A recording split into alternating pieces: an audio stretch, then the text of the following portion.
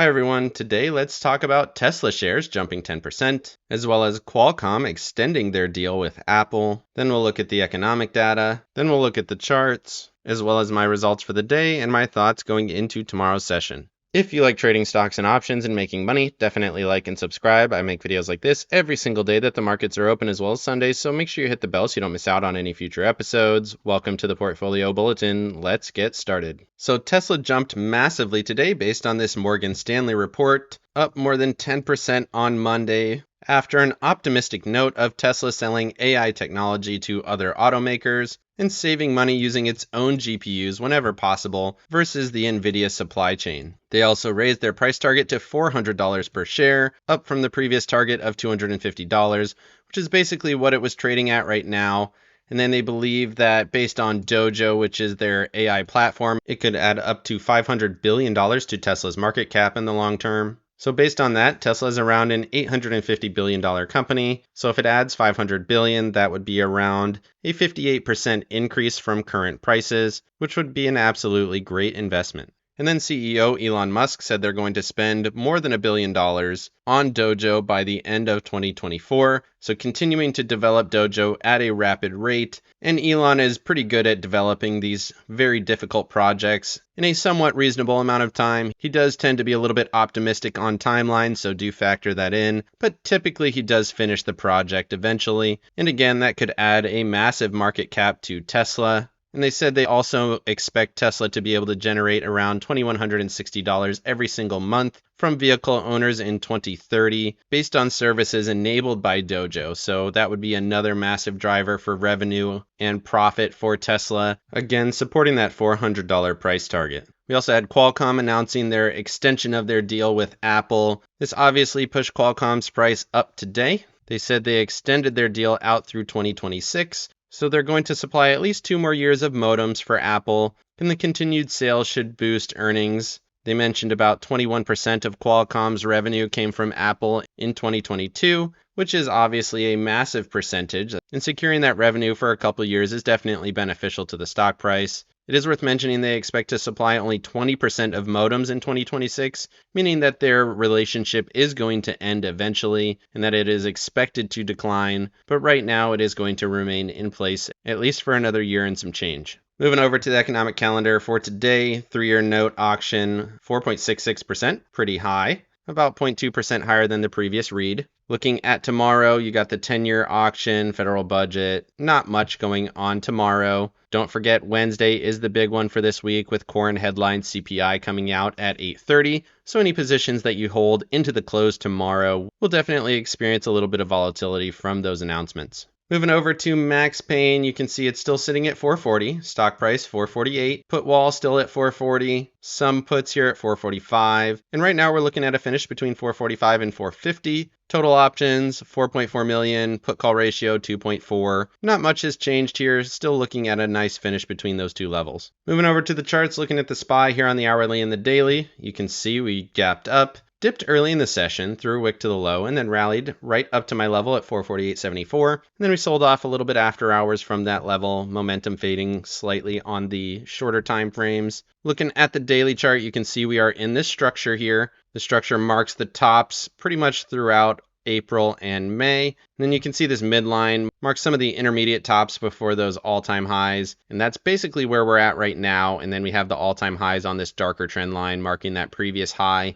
And you can see that here. So that more powerful trend line right here at that previous top, intermediate trend line, just a little bit above where we are now. You do have a short-term trend just marking this bottom to this next higher low. And if we get a continuation up to this high here, up at 454.58, that would be quite a bullish push. Absolutely possible. You have to break this trend here. You have to break horizontal resistance as well as 453.07 to push up to that zone. But right now you can see we're kind of getting into a triangle. We have a lower high and a higher low triangling up here. Right now we're coming off of that higher low, so you have to respect potentially looking for a higher high from this previous one. Bullish momentum on the daily chart. RSI bouncing off of that SMA and holding above the 50 line does look bullish. Moving over to the NASDAQ on the hourly and the daily, much less clean of a chart here. So you can see we are kind of rising. So we're kind of in this expanding wedge here, but it is still rising. So we hit this top. We were watching this channel basically all of last week. Hit that top one more time. We're still above 376.45. So we're at a bullish level. We gapped up through this one, rallied to the next one, rejected the first time, broke through it. Now we're holding above it after hours. So everything here still says bullish. We didn't get oversold. Momentum still bullish. Momentum on the daily chart still bullish. Everything looks clean. On the longer time frames though, similar to the SPY, we have a higher low, which did mark off of this previous low. You also have a lower high from this previous high. Again, kind of wedging in here, definitely interesting. Probably going to rally and set up right before this resistance going into the CPI report.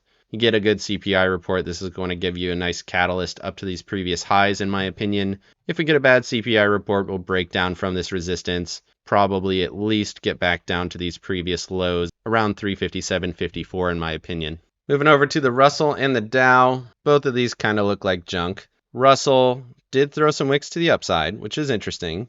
But now it's falling after hours. It fell basically throughout the day after that initial wick high. 21 EMA got close to that level on the 4 hour. We're selling off. Momentum showing that it's still ticking towards bullish. But if we follow through on this down move after hours, come back down to the 183.28 level, that's going to be pretty bearish in my opinion. And I would expect that bearish momentum to continue if we do get that break. Otherwise, if we get into this zone, it holds, you could potentially look for a trade off of that level. Not very convincing here on the Russell. Dow rallied, tested this level, tested the 200 SMA on the 4 hour chart.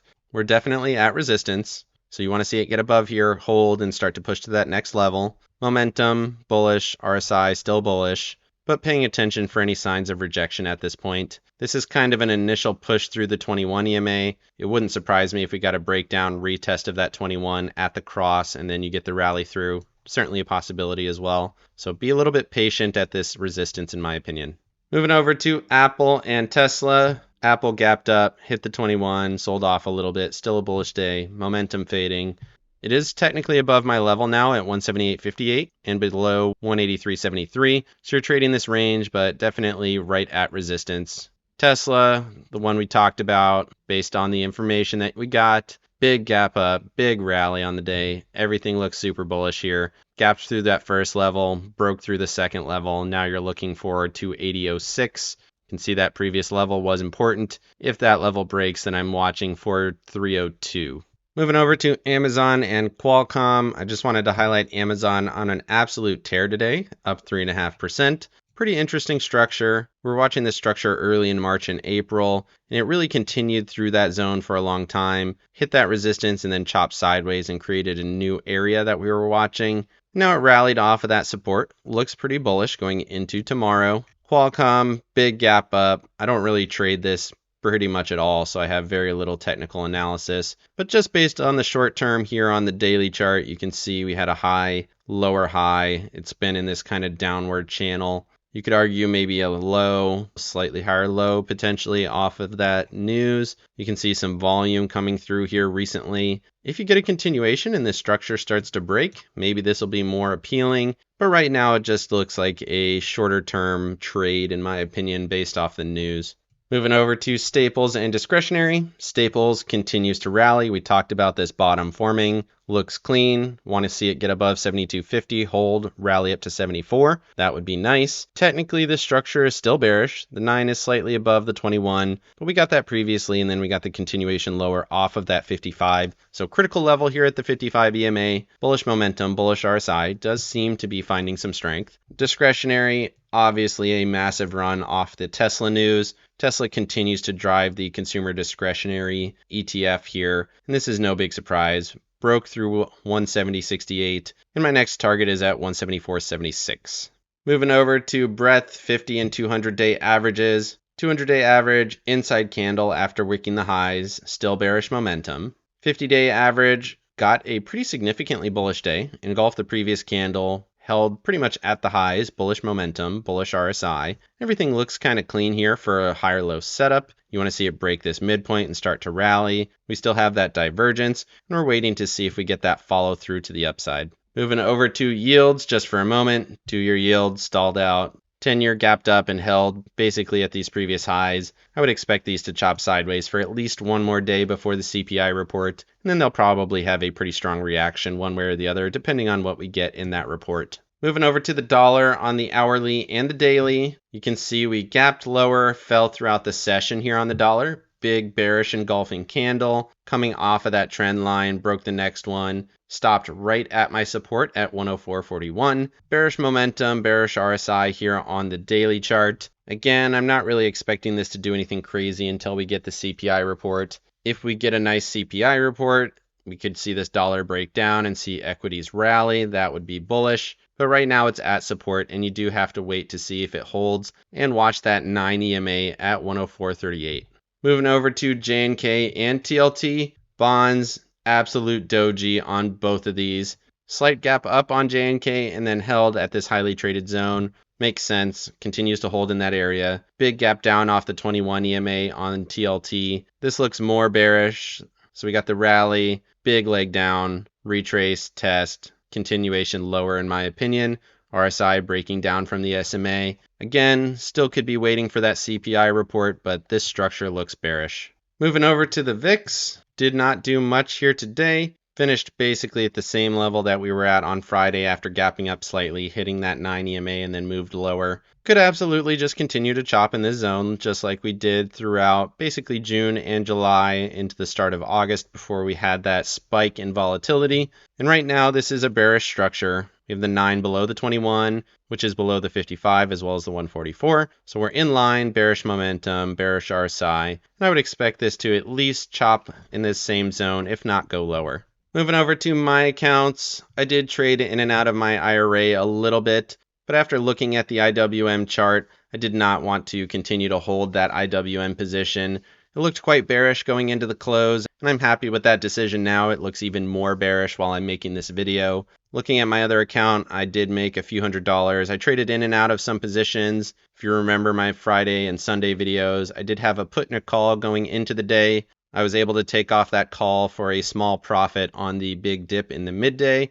And then I held that put into the rally, so pretty good trading on the day for me. And then I had that 371 call, which I decided to roll out 2 days and up to 377 for a $1.93 credit. This is my core position, and that's all I'm holding right now going into tomorrow's session. And you can see we're down a little bit after hours, so glad I didn't hold anything more than just this core position. And I'll look to play some defense if we get a retracement on this move to the downside tomorrow. Let me know down in the comment section what you think of the Tesla news. Is it going to $500 a share? Should we load the boat right now? Also, is there any opportunity in Qualcomm, or is that basically a dying company? Definitely like and subscribe if you got any value out of this video, and make sure you hit the bell so you don't miss out on any future episodes. Of course, none of this is financial advice. This is all for entertainment purposes. Good luck in your trading and have a great day.